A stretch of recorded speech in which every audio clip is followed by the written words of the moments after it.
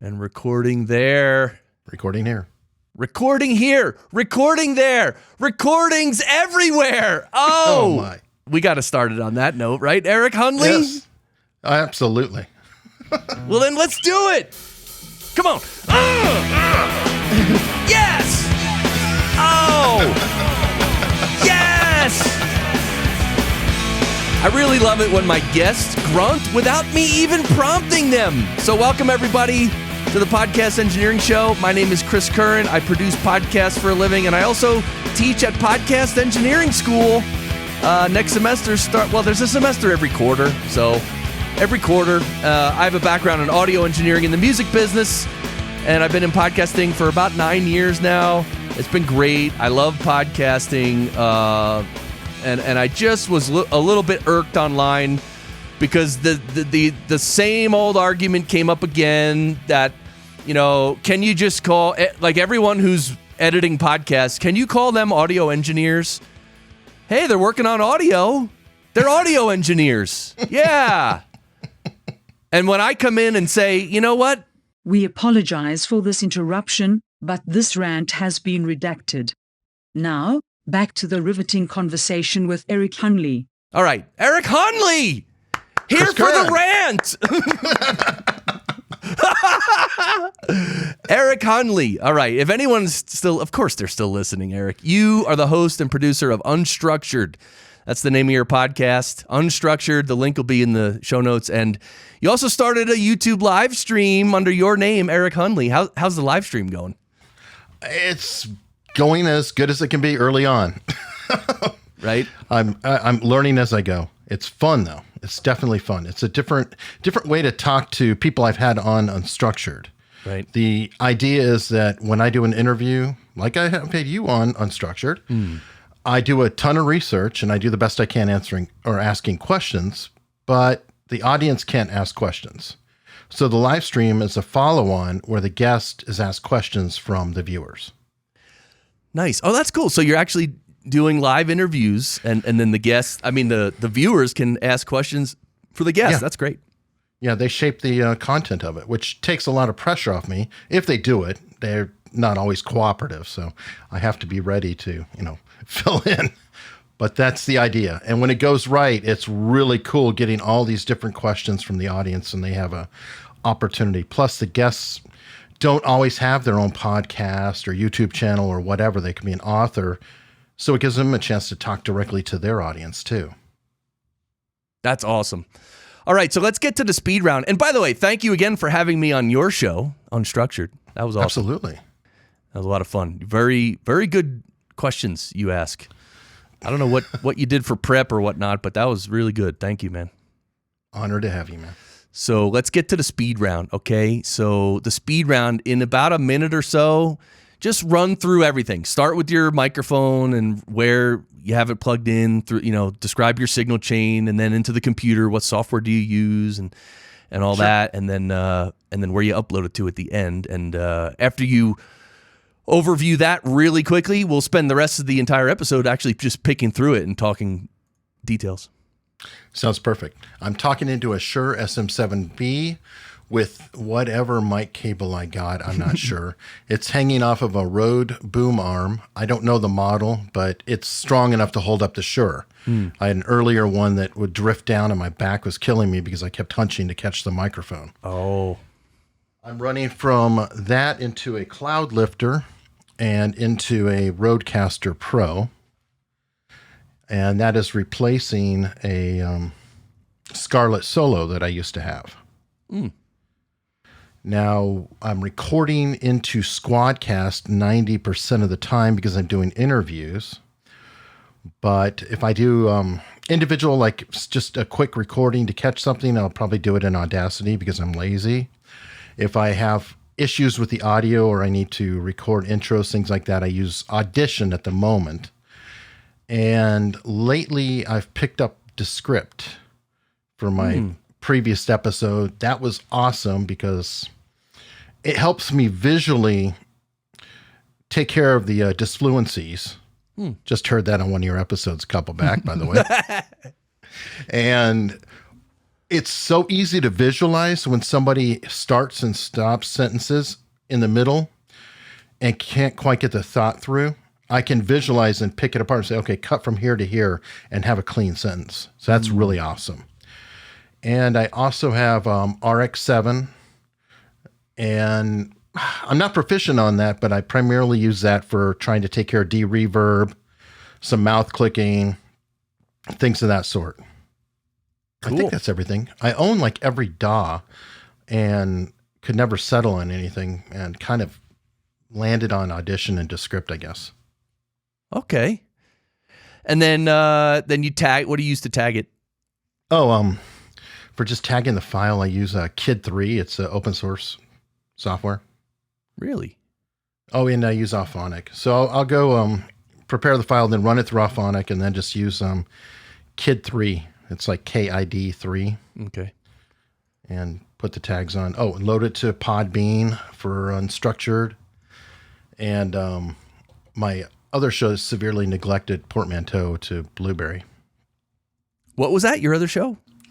I have another show, but shamefully I'm only 4 in on it, and I just haven't had time. It's called Portmanteau. It literally is a description of what it is, the show, everything, in one word. Got it. All right. Well, yeah, and you sent me some notes earlier about some different mics that you have. Yeah, you have a lot of microphones. I do. Let's start there. So you're using the Shure SM7b, but you own all these other mics. Now, did you go through a process over years of like trying this mic here, trying a different mic there, and then settling on the SM7b? No, I feel like I got lucky because I started with the ATR 2100, which is a perfectly fine mic, I think, to start, and then went to the Shure SM7b. But I found deals on what was an RE27ND, which I like, but it really, the Shure, I think, sounds better on my voice. And again, that's subjective. I feel like my tonal range works well with the 7B. I'm not too bassy. I'm not too high. And then I got a Heil PR40 just because I had to try it because, Leo Laporte and all the Masterpod, and it sucked. Oof. Yeah. I would rather have an ATR 2100 or a Samson Q2U than a Heil PR40. Right. For your voice. For my voice, yeah. In all fairness. Well, exactly. Just to be fair, I'm sure the PR40 is the perfect mic on certain people's voices. So yes, Leo Laporte sounds great. Well, I'd like to hear some testing before I say that's the best mic for him. But anyway, sure. It's all good. It's a good mic. All right, so you tried the RE27ND. And that's a close call on that. That one actually, I think, is brighter with my voice. But I kind of like, I don't know if you call it a darker tone, but I feel like the Shure just has a warmth to it. Yeah, it does. And then Bandrew says that too. That's why he loves the SM7B. It's a little darker, but it's still clear enough, but it's a little darker. And yeah, some people describe it as smoother as well. You know what I forgot to mention? In this episode, because I was doing a bunch of testing for live streaming, I actually I'm speaking into the RE320 for this episode. Yeah, because anyway, I was doing some testing for live streaming, and I just wanted to try other mics than my normal one, so I broke out. Well, first I tried the Rode Broadcaster, and it's a condenser, but it's good, but I don't know, it wasn't right, and it picks up a lot of plosives, actually, even with the big windscreen on it. Still major plosives.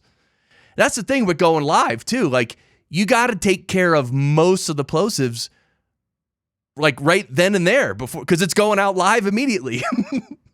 Yeah, it's weird. Jason DeFilippo, we both know he does Jordan Harbinger and Grumpy Old Geeks. He was complaining about the Shure SM7B, saying that it was a plosive machine, and I was surprised. I don't find that. I don't think I'm doing that right now. Yeah, I agree with him. And it happens when you get close to it, and also if you're a person who speaks with more force. So I'm a loudspeaker. Like I speak loudly. I mean, I'm projecting, right? Even right now, I'm just talking normal, but I am projecting. Other people, they talk on their podcast, and I mean, I can do episodes like this. So they sweet talk you, Chris. I like hosting this show, and I'm happy that everyone's here. But that's not my style. That's not my style. And one funny thing I used to do with the SM7B was, because I like to get close to my mics too, to get that proximity effect. I used to in the SM7B just with the smaller little windscreen, the normal one that everyone sees, like on Joe Rogan, right? Right. I would, if you speak directly into the front of it, like bluntly, like from like 1 inch away, even when you pop a plosive, it pretty much stops it completely. But if you speak a little off, like if you maybe that's what it is. Speak a little off axis and send a plosive to the head of the mic, then it'll pick it up like crazy. Yeah, I'm within about 1 inch, but I do an off axis about 45 degree. Yeah, and that helps a lot. Yeah, I think, and it's so funny. There's a minor difference, and some would say more than minor, but there is, let's say, there is some difference between projecting your voice at a 45 degree angle from the mic versus directing your voice directly into the microphone. Well, let's see. This is directly into it. I don't know if you got to do the. It's a little clearer. Please bring pizza pronto. You got to do that. Please bring pizza pronto. Yeah, I'm not a plosive machine. Yeah, you're not a plosive machine, but because you sort of speak like a human being. Like I kind of I'm like yelling over here. You know what I'm saying? Like I got like all kinds of spit on my monitor. Like that's what I got going on over here, kind of thing. Yeah, you got high energy, which is awesome. I do have to clean off my monitor pretty soon, though. All right. It's not that bad, but Wow. Okay. We apologize for this interruption, but this rant has been redacted. Now, back to the riveting conversation with Eric Hunley. So you got the Rode boom arm, and people like that one. You like that one? Yeah, well, I like the fact that it holds the damn microphone up. Right. Wait, did you try another boom arm that did not hold the SM7B?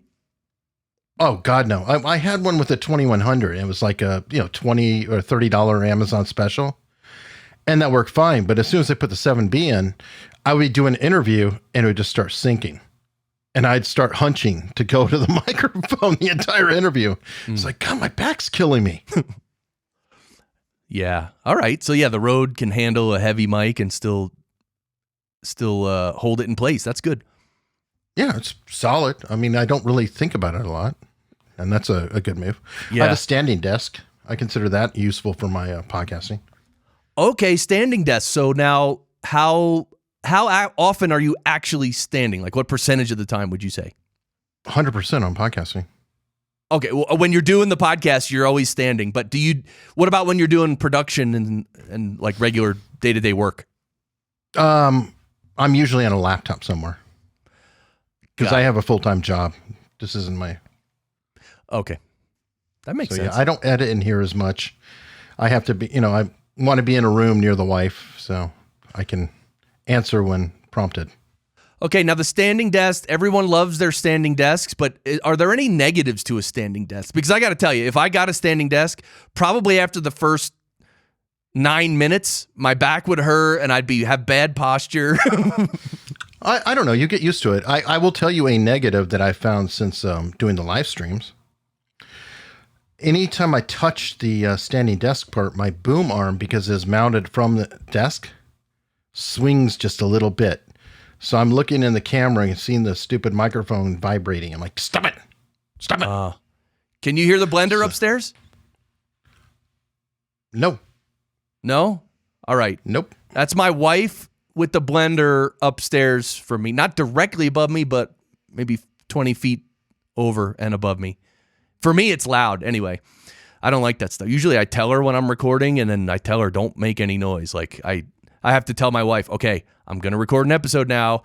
So for the next hour and a half, no noise. Well, good noise rejection on the mic. And she's so good, you know? All right, Cloudlifter.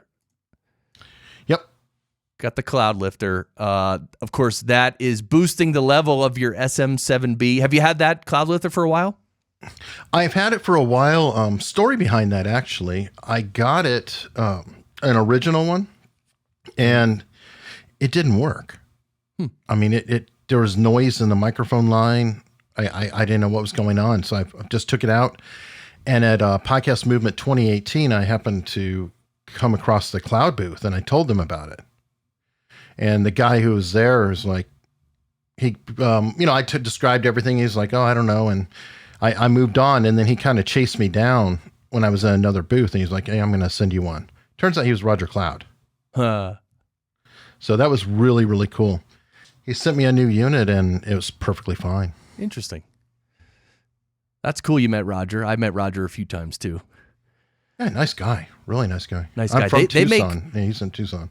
Yeah, oh, Tucson, right. And Cloud microphones. Yeah, they make some ribbon microphones that I want to try. Like every time I see him, I'm like, dude, I really want to try one of his ribbon mics, but it's just not a great fit for, first of all, the space where I am, and second of all, like I think the cheapest ribbon mic that he sells is like $1,500. So, oh, wow. And plus, then I don't even know if it would really sound good on my voice. I mean, ribbon mics have such a unique sound, like almost like a flavor, and typically they're a little bit darker than other mics. So that, yeah. You know what? That makes me think of something, and maybe you can answer this. I've always wondered if it was possible. You know how anytime you listen to something that was recorded like on 78 or a long time ago, they got the sound like that. And I was like, with our knowledge of sound and how it's processed, could you reverse engineer that to make like Teddy Roosevelt sound as if he was modern? I would be so fascinated to hear what their voice actually sounded like and not the barky sound. Yeah. See, I think mostly what you're hearing is their actual voice. Like, I think they spoke like that. And on this day, we declare... I think they're talking like that. I don't think it's a sound issue. I think it's the way they're speaking. But even the music has that kind of canny, tinny sound. Well, the tinny sound, like, that maybe that's like Robert Johnson. Okay, well, look, when stuff was recorded right onto vinyl, and then even an early tape, I mean, it could, definitely can sound very thin and with all the, the noise from the vinyl noise. I was just thinking, would that not be an awesome experiment? The same way they've taken film from 1896 and run it up to high def. Yeah, I mean, you could do that to some degree. I mean, if you took one of these old classic speeches and you brought it into RX7, I mean, you could do a lot with it. But as we know with audio, there's only so much you can do. Like, you can't get it. Like I don't know, maybe with films and stuff, like that one, the film that Peter Jackson did of the World War I, right? Right. Where he colorized it and all that. Like, I think there was a lot of computer processing, like almost like machine learning or even AI, something that goes into that. No? There would have to be, yeah. I think there would have to be. Same way like a DVD going up to HD, they double it, but it would have to be even more advanced to perceive the image and then recreate that same image to a higher resolution. Right. So I think in audio, I don't think tools like that have really been created to I mean, there are tools that can fix a lot of things, but I'm just saying at the level that they can increase the quality of the video. Right. I don't know. Audio it's almost harder to deal with. And so I don't know of anything that can make that old audio sound like it's new and perfect. Yeah. Maybe it can be done. I don't know. It would just be awesome. I mean, I would just love to hear our forebears sounding, current. Like, have you ever walked into a museum and looked at one of the paintings and been like, wow, that's 1500s? Because, you know, the clothing wasn't anything crazy. It just looks sort of like a shirt, and they look normal, you know, like modern almost. Yeah. You ever seen that? Yeah, I've seen stuff like that, sure. And I just love that. I'm like, wow, that's 400 years old.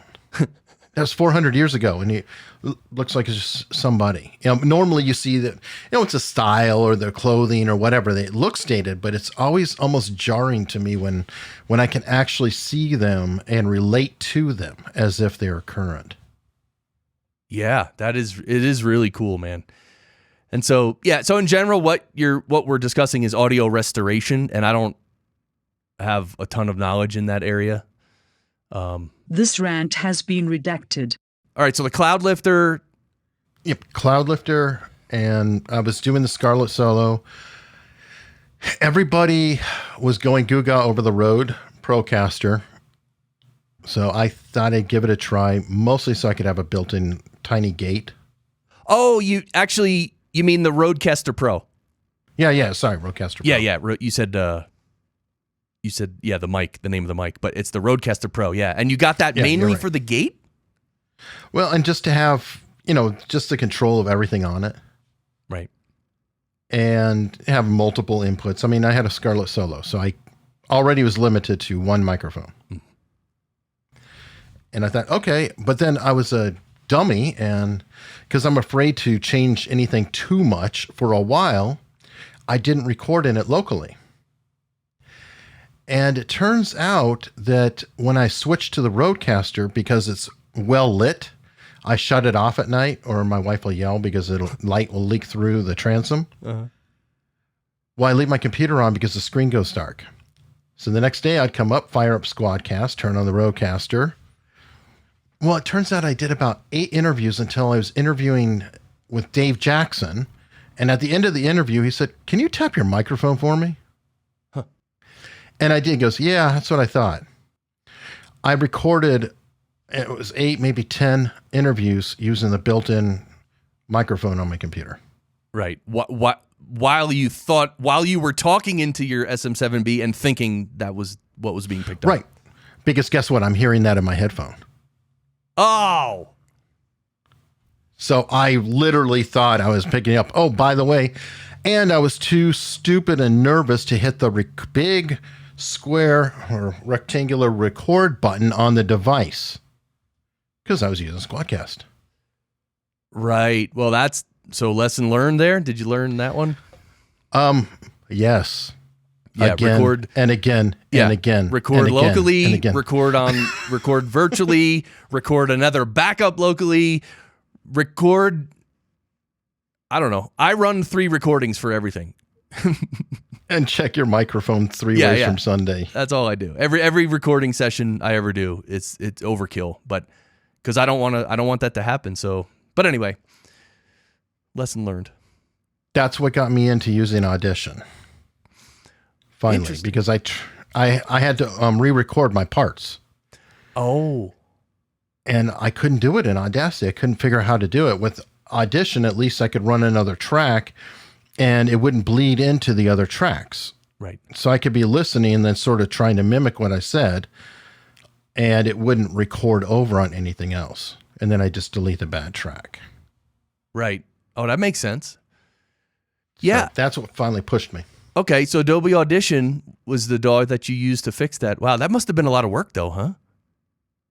Yes. Wow. I still have one to do. Oh. So, yeah, it's one thing about Audacity. Like, I know, especially in the Podcast Editors Club group on Facebook, which is, that's where this wonderful discussion is happening about people being really? audio engineers or not. Oh, wow. But yeah, in that group, Podcast Editors Club, which is a great Facebook group, by the way.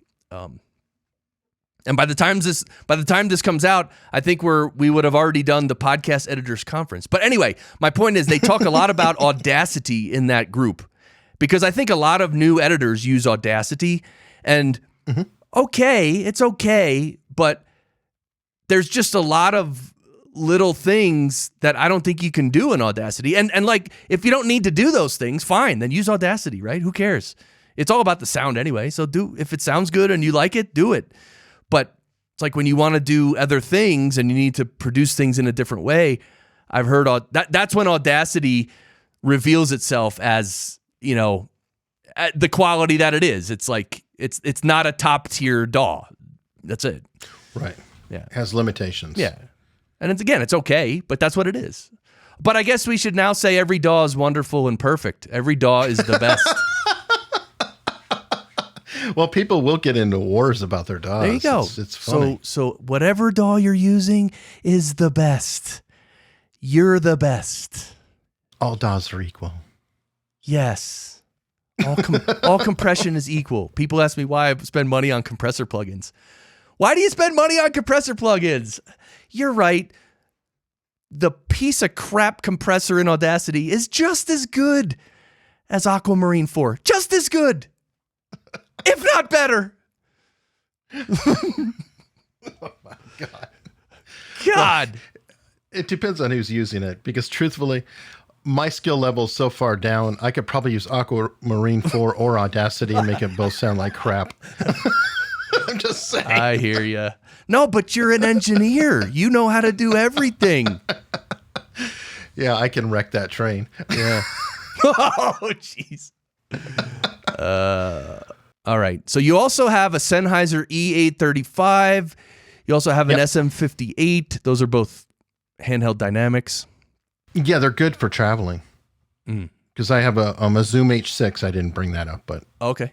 Like at the conference, I'll bring the Zoom H6, the Shure, the Sennheiser, and oddly enough, I bring the RE27ND. But that's because it's not hooked up to anything. All right, so you're going on the road, you're bringing your Zoom H6, and you're bringing, like you said, either your E835 or your SM58 or both of them. Oh, so both of them. 3 people record. Got it. You're bringing all those mics that you mentioned, and you're bringing stands as well? I actually did that at a Podcast Movement and never used them and just hauled them around and hated myself. Okay. It sucks so bad. I'm like trying to get to the car across the, the road down there. It's like they're falling to the ground. I'm like, okay, everybody's going to hold it in their hand and we'll deal with my cord noise later. So obviously the handhelds people can hold in their hand, but so that's what you did, right? Yeah. Okay. Yeah. And what about the 20? I was going to say the 27. What about that one? I held it in my hand. Okay, you did. Because that one has the little intakes on all the sides for... It does, but you can hold it. There's a ridge there. You can hold it and just hold it with your hand open. Cool. Yeah. That makes sense. By the way, those on the RE27... Wait, the RE27, does it also have holes down all the sides and stuff? Yeah, it's pretty much the whole microphone. It's made to eliminate proximity effect. Okay. Yeah, and those the RE20 and the 27 and even the 320.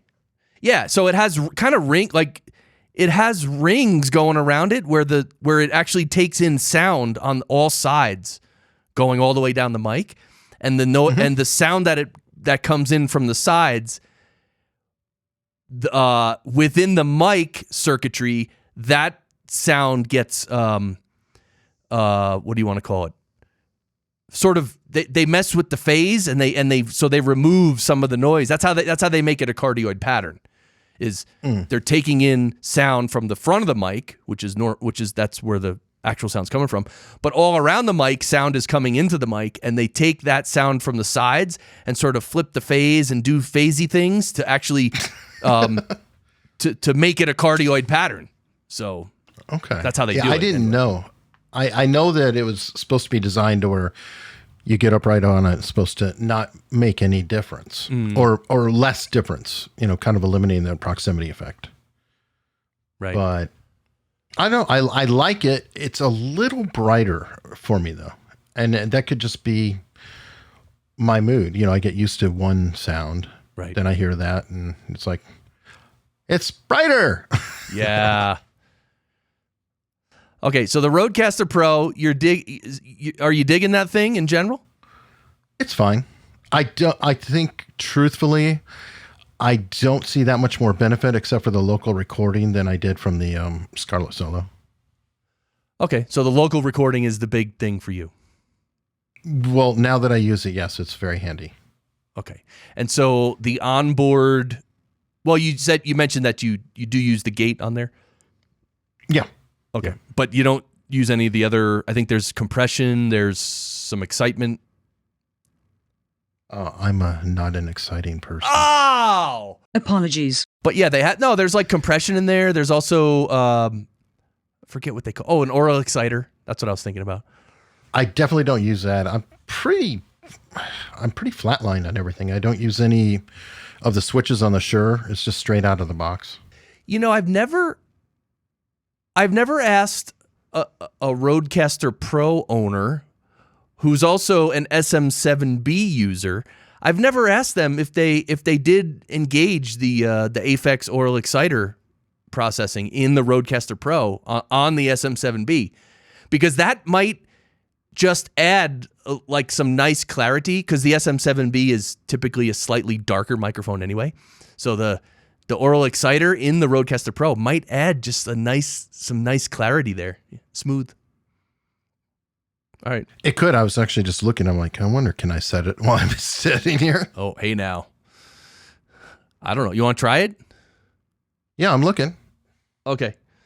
So if you're gonna engage it, can you engage it now? I'm looking to see if I can. Okay. Yeah. Anyway, I hope I can hear the difference. Like if you do engage it, I hope I can hear a difference over the internet. That's what I mean, of course. Did you engage it? I'm not actually finding it. Oh, all right. So we'll do that. You do that later. We'll do that test another time, or you could do it on your own. Yeah, definitely. I don't even see the controls. Maybe it's shut off while it's already recording. Right. And so, that's true. Yeah, maybe when it's recording, it doesn't allow you to make changes like that, possibly. Probably for my safety. And so what about the sound clip pads on there? Do you use them? Nope. Okay. But I don't have Barry. That's true. Barry, Barry's here with me. Let me ask him a question. Barry, would you want to go to Eric Hunley's house to do an episode with him someday? Yeah. Oh, yeah. Really? You would? Right. That'd be cool. Right. I mean, you've heard his podcast, right? Oh, forget it. I know, dude. I'm telling you, his show is amazing. All right. Mutual fans. All right. And just real quick, the Focusrite Scarlett Solo that you've mentioned several times is it's just like a Focusrite 2i2 Scarlett or the 2i4 or the 18i20 Scarlett. They're all Scarlett series, but the Solo only has one XLR input, correct? Correct. And which is fine because I was doing all remote recordings. Got it. Okay, so sticking on the microphones and the recording aspects, when you go on site with your Zoom H6, how do you find using the Zoom H6 to record like that? It's pretty dead simple. I didn't even have to take Daniel J. Lewis's little course. But then I do nothing advanced. I literally say, okay, start talking. Okay, let me adjust levels, and that's it. Again, flatline. I do everything flatline. Cool. I don't try to add any effects or anything else because I don't know what I'm doing. So I feel like if I record everything flat, I can't mess it up as much. Right. And then if you need to tweak it, you can do that later. Yeah. I mean, I'm a programmer, so I think of garbage in, garbage out. Oh, very good. So when you're getting the levels, how do you do that with your guests? Well, they'll talk, and then I'll just talk. I have the headphones plugged in, and just tweak the knobs. It's pretty dead simple. I don't know if you've used one or not. Yeah, I have an H6. I've used it a lot. One thing I found on the H6 is that I found that I have to be very careful if I want to crank up the level too much because it quickly goes into the red and sort of distorts. Yeah, I do watch that. And again, I'd rather record quieter. Exactly, yeah. Especially, and with recording in 24-bit. That's the key. Oh, Yeah. I don't know if I do that or not. Yeah. So 24-bit is like, it's not just better than 16-bit. It's like exponentially way unbelievably better than 16-bit. So. Oh, is it a power scale type thing? Well, it's Like it's the power law? exponential. It's literally exponential because each bit is a 1 or a 0. So you double the. Right. Yeah, Well, that's what I'm saying. Like the power laws were like a Cat 7. I forget how it goes, but it's like almost 10 times more capabilities, but only a small margin up. Right. So that makes sense. So 24 bits, 32 million possibilities of bits versus 64,000. Exactly. Yeah, 64,000 versus, is it 32 million or is it? I thought it was like 21 million or something. Well, it's either 24 million or 32 million. I can't remember which. Okay, yeah, it's probably around 24. So 24 million versus 65,000. That's the difference in resolution. It's unbelievable. And that's why recently when Sound Devices came out with the 32-bit float recording, they basically said, this is what they said. You can, if you're recording in 32-bit, you don't even need to worry about the level. Like you could record at a really low recording level. Like you could record 30 dB lower than you should with 32-bit, and it's fine. You just boost it in post, and it will sound almost just as good. It'll sound just as good. I also heard you couldn't blast it out. What do you mean? Like you could go super loud too, and peak the levels, and it'd be all right. Well, that's different. That's different because when you crank the levels, then you're getting, if you're crossing over the 0 line, then I was talking to one of those engineers. Yeah. Well. Oh yeah, baby. Oh yeah, baby. Okay. This is maybe we shouldn't have recorded this episode right after I had this little Facebook chat with this person, right? But no worries, man. I hope it's not annoying though. You know what I mean, for the listeners. All right, so you Zoom H6 when you're on location. All right, so now you record everything, and you're gonna do post production. Well, you said you're using Adobe Audition these days, right? Yeah, Adobe Audition, but I did try Descript for my last episode with Audition too, and I used that. So I used Audition to just mix down the tracks. Then I used Descript to do all the de-umming and things like that, which is really, really useful. I don't know if you've ever tried it. No, I haven't tried Descript. I've heard about it, and that's the one where you're editing the audio by highlighting text and deleting it. Yeah. And you're also shaping the text. So what's cool about it is you go toggle between two modes. So you're going through a mode that actually, if you cut the word out, you cut the audio out that represented it in the transcription. Right. Or you do Command E, which is just you edit the word. So it's very likely that if I, had you and you're Chris Curran, it might spell it weird or have a lowercase c. Okay. Because how does it know? So then I can use that to just fix the C and change the spelling and stuff like that. So I can do that. And then in the end, I've not only edited the audio, but I've got a really clean transcript. Got it. And that's cool. And so one question I have for you, and you might not know the answer because you might not have paid this close attention, but one of the things with Descript editing audio that way is that again, I've never tried it, but I would definitely watch like a hawk for breaths that are either cut in half or edited weirdly and unnaturally.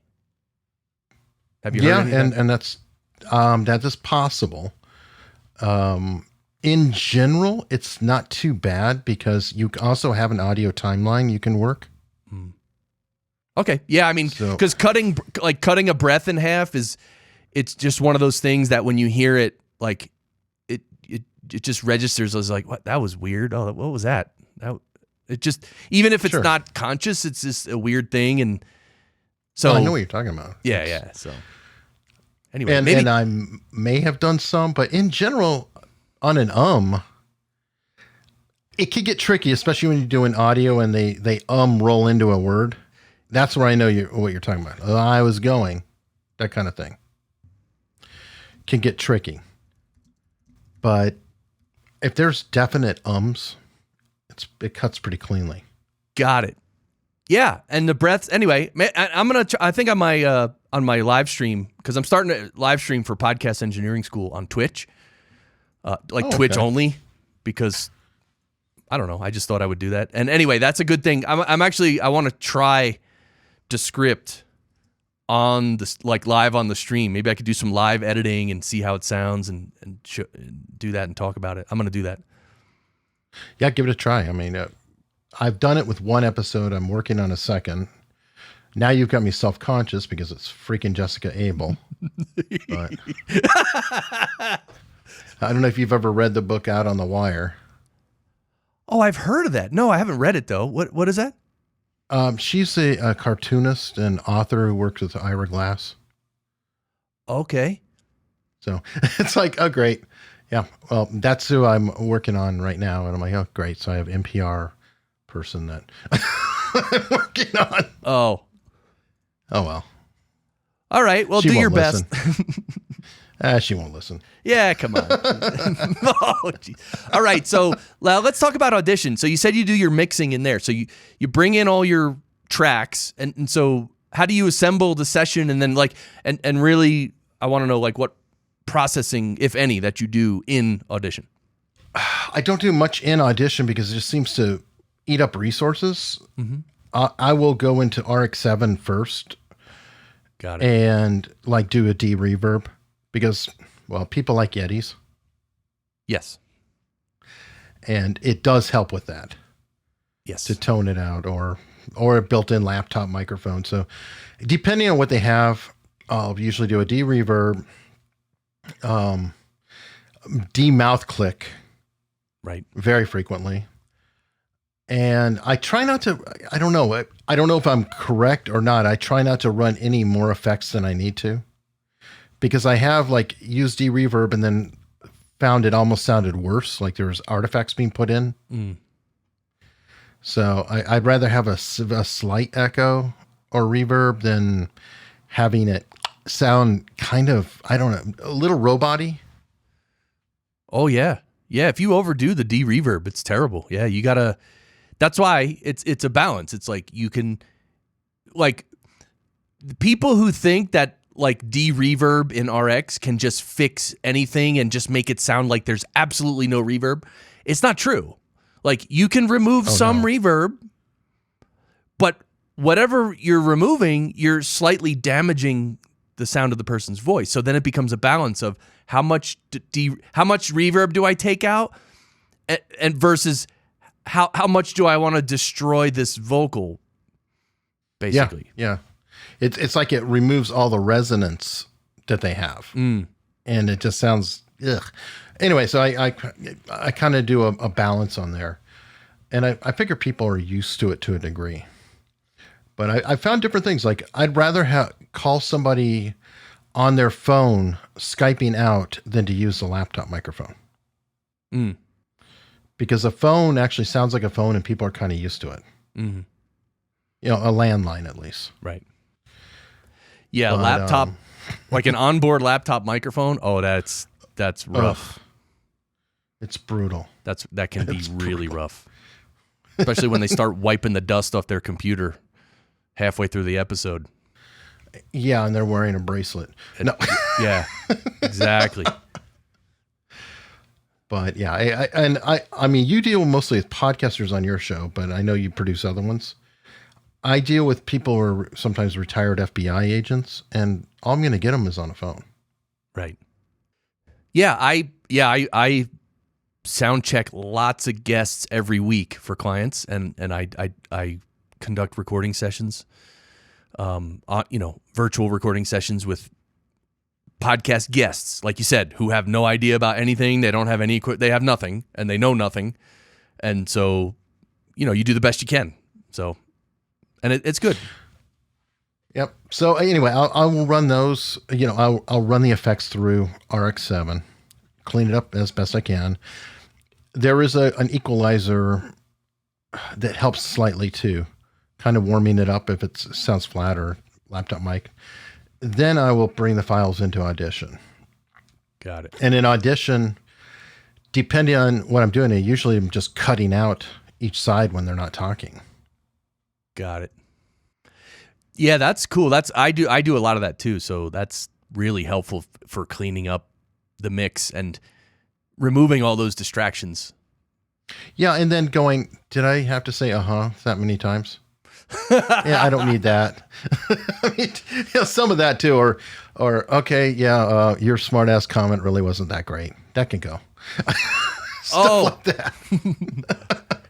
Wow, maybe I should do that. I might have to do that with this episode. Okay. Well, yeah, I definitely have some stuff you can remove of mine. No, I'm talking about me, not you. I put my foot in my mouth like 97 times this episode already. Oh my God, this is terrible. I feel so bad, but all right, let's keep going. No worries. Oh.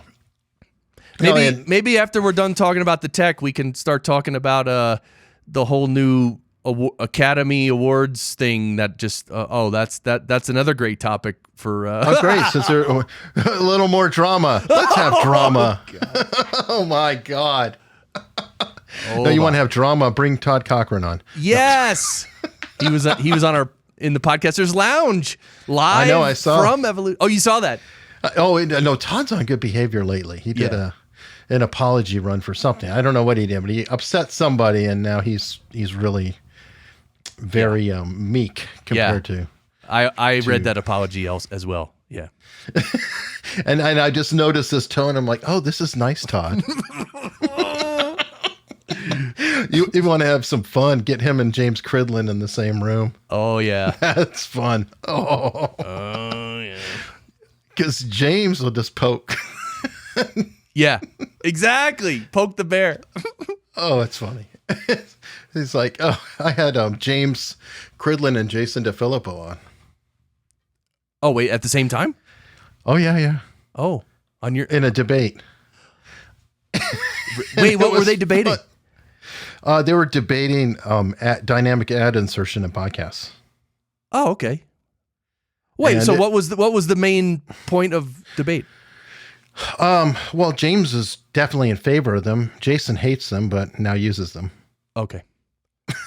Well, and then Jason more like he hates ads in general, or was it specifically? No. Oh. Dynamic insertion. Well, he hates the crap ones. You know, and that was kind of how it came out. Was James Cridlin brings up good points. He doesn't care about U.S. companies. Right. He lives in Australia. Right. And so it's annoying to him hearing every freaking ad for Casper mattress. Right. Which is not applicable to him. Yeah. Right. So dynamic insertion is a wonderful thing because maybe there'll be an Australian sponsor. Jason very rightly knows that you have, radio ads, which are garbage, stuck into things. And how many times have you heard a podcast? And they were creeping into the forest. And get your Casper mattress here. So there is a time and a place, and that's kind of how it came out, where you can have a host read dynamically inserted ad. Got it. But it is funny because they're both different personalities. Jason's a very strong personality. He'll be the first to admit it. And then James just has his, it's almost a passive aggressive. I don't know how to put it, but yeah, he's like, yeah, great. Oh, delightful. Yeah, you love it. And I'm just about falling out. James is really cultured and civil and what's British. yeah. Well, yeah. But yeah, he's smart as hell too. But he just makes great points, and he doesn't need to have a lot of flair or need to get loud or do any. Like, he just makes his good points. That's right. Oh yeah, and incisive. Whew. Oh man, he's not somebody that I will ever want to debate because he'll just cut you to the quick. Right. Yeah. He'll figure out Gently. what the crux of it is and then just take you out. But he does it with panache. Yeah. By the way, if you're listening and you don't know James Cridland, he is from Pod News. He runs Pod News. So Yes. everyone should sign up for Pod News. It's a daily email, and it's also a daily podcast. It is, but he always wants people to do the email. It's funny. Well, the email list is for marketing purposes is Sure. probably more valuable than a daily 3-minute podcast episode. I don't know. But Well, although you I can am click a link. You See, can't talk a link. Eric, let me tell you something. I'm an expert Sir. in marketing. Okay. Oh, I forgot. So Jesus. I know about these things. Okay, I just want to let you know. I feel The guy. You know the guy who came up with the idea for the Nike swoosh. That was you? You know him? No, I don't know who it is, but I'm his equal Oh. or her okay, equal. Wow. I mean, geez, we don't have to dig Steve Jobs back up. We can just keep him buried. I mean, dude. Remember the T-shirt "I Love New York" that John Lennon wore, and that became I Heart New York. Remember? Yeah. Yeah, the guy who came up with that. I'm his equal in terms of marketing and messaging because I do marketing and messaging. Wow. Yeah. I really do. I knew I was near greatness. Jeez. Oh God. All right. So you edit it in Descript, and so when you edit it in Descript, you take out the ums and tighten it up and stuff. The most importantly, it helped me with sentences when people are thinking, especially, or they're relating a story. They'll correct themselves in the middle, or they'll start a sentence, stop, and then finish it. Right. You know what I'm talking about? Yeah. Oh yeah. It's so easy to visualize that. I'd have to deal with that in audio, and I'd be listening, and I'd have to kind of think about it as I was going through it. But when you can read the words, you can literally see, okay, cut those 4 words out there, and boom, you've got a perfect sentence. That makes sense. It really does. It's so helpful. That right there is, what makes the price of admission perfect. Got it. Because you can read a sentence so much easier than trying to, like ums. I know what an looks like on a audio timeline, sure. But that doesn't help with the stammering and the Right. the thought structures. And that's what I really, really like about it. That makes a lot of sense. Yeah, I can't wait to try it. And I think the reason some people don't like me as an editor, I don't think in terms of words like that, but I don't have to. Like now, if I was like some audio editor for NPR, then yeah, then it's like you would have to transcribe everything and read it, and like you do a million more things. But like a straight up, someone who's just producing audio for a straight up interview podcast, it's like, I mean, for my clients and stuff, I'm not looking for where they stumbled a tiny bit and I'm going to take out 4 words to make it a little bit smoother. Like I'm not doing that really, unless it's blatant. Then I do make a note to tighten it up. Right. Yeah. I used to be that way, and I had a philosophy that I was going to record everything as if it was live, because my ultimate goal in life is I'd love to do my podcast on the road, like Sam Harris, and just go in person and record. Right. I think that would be just so cool. So like, well, let me practice and act as if it's live. But over time I thought about it. I'm like, why should I put my audience through an machine? I know that it's not live. I can edit it. And if I can hold them for 10 more minutes, I might hold them for another episode. Right. So that's kind of my approach on it. Well, I do this show as if it's live, but I can edit it later. Like I've had guests that said the word way too many times, and I cut a lot of them out. Can you? I see myself as having the best of both worlds. I do it as if it's live, and then I can tighten it up. Well, that's exactly what I do. But I've chosen to do the tighten up part. I used to, especially when I was trying to do 3 episodes a week, I wouldn't do that. It would be like slap an intro, slap an ending, and call it a day. Got it. Yeah, no, that makes sense, man. You're right. I I think that is really important to do that. To just have at least a once over, like go through the episode once, remove blatant stuff, or because even sometimes there's like 5 seconds of silence that don't make sense, you know, and it's like, dude, silence, if it's a little longer than it should be, that messes with the listener's mind. Because you're like, when you're listening, you're like, wait, what happened? Did it stop? Yeah. Well, and as an interviewer, silence is a tool as well. Right. Because so you may know, hey, I'm just going to shut up, and maybe they're going to spit a little more out, and then you'll have to go clean it up because, it'll be weird for the listener, but you still want to use it while you're interviewing. Kind of a weird juxtaposition. Great point. That is a great interview skill point. I love doing it because they say, I studied this sales training process years ago, and one of the things that the sales trainer taught was that when you ask someone to buy something, ask them to buy it and then shut up. And you don't speak until they speak. Like if I was selling something to you, Eric, if I was like, hey, I'm so stupid. Hey, do you want to come to a party cabin for a week with me and a bunch of people? We're going to bring a bunch of audio equipment and record audio and music and everything for a week. Now, so I asked you, now that's the end of my question. So the sales training would say, I just have to wait for you to answer. Now, if you don't say anything, I just wait. And it creates this really awkward silence.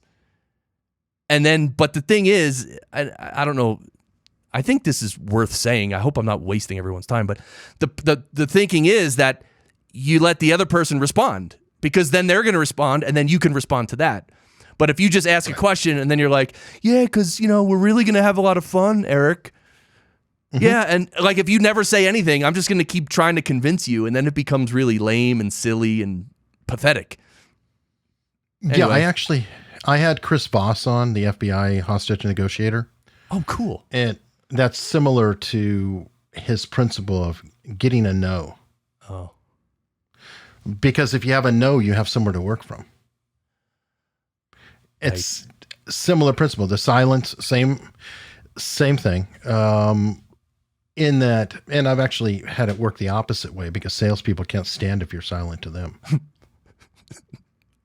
Right. That it is very uncomfortable. Not many people can deal with an uncomfortable silence. Totally.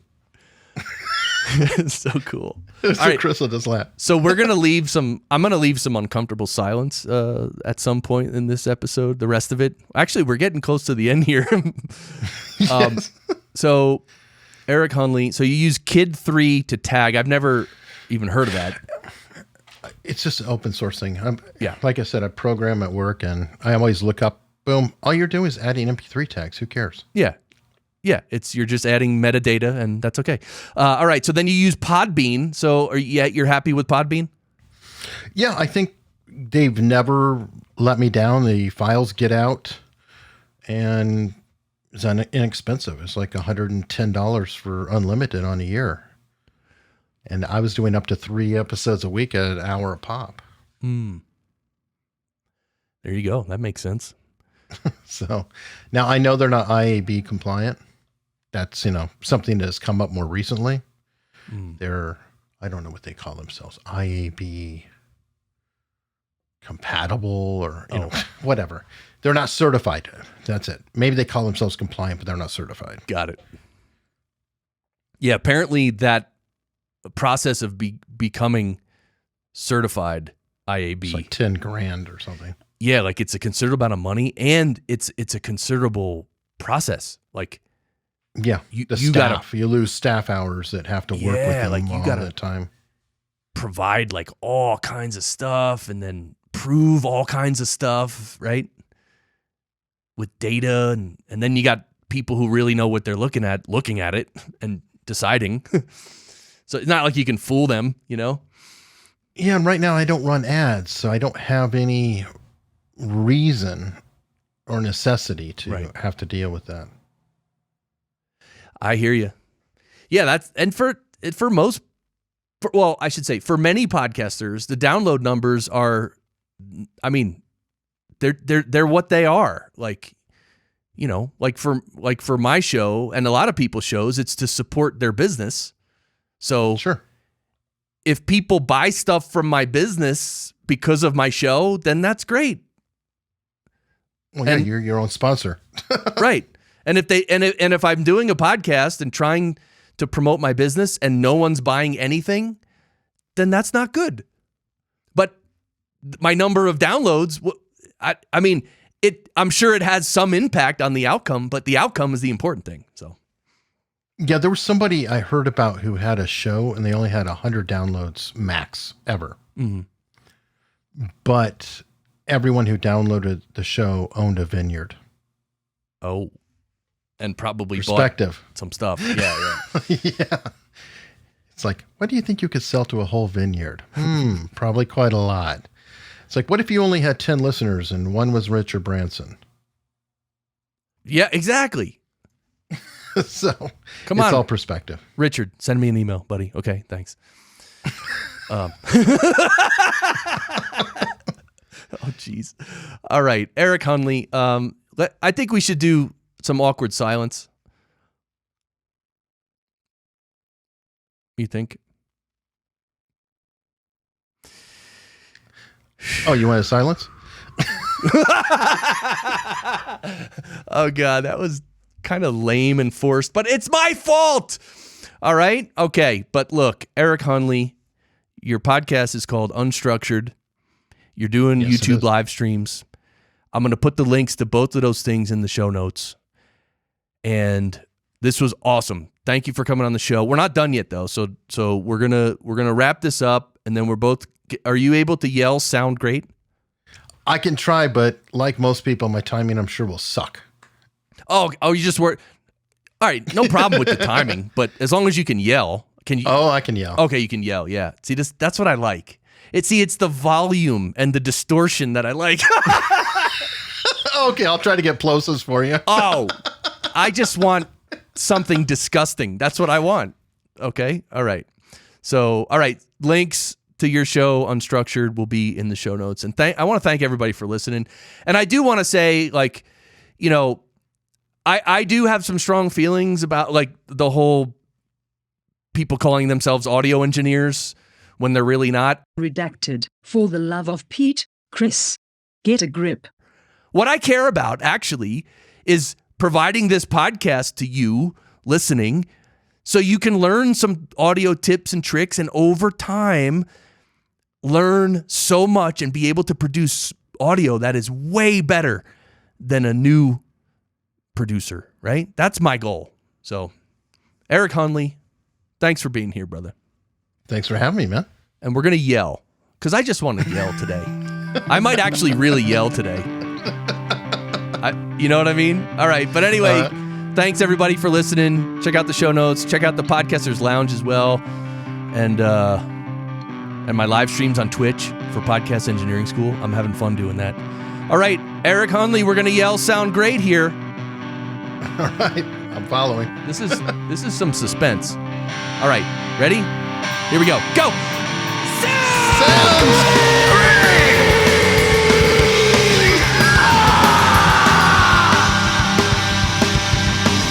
Walk away from me well, and you can't play that part so well. But you're playing out on me now. You're not to lose control well.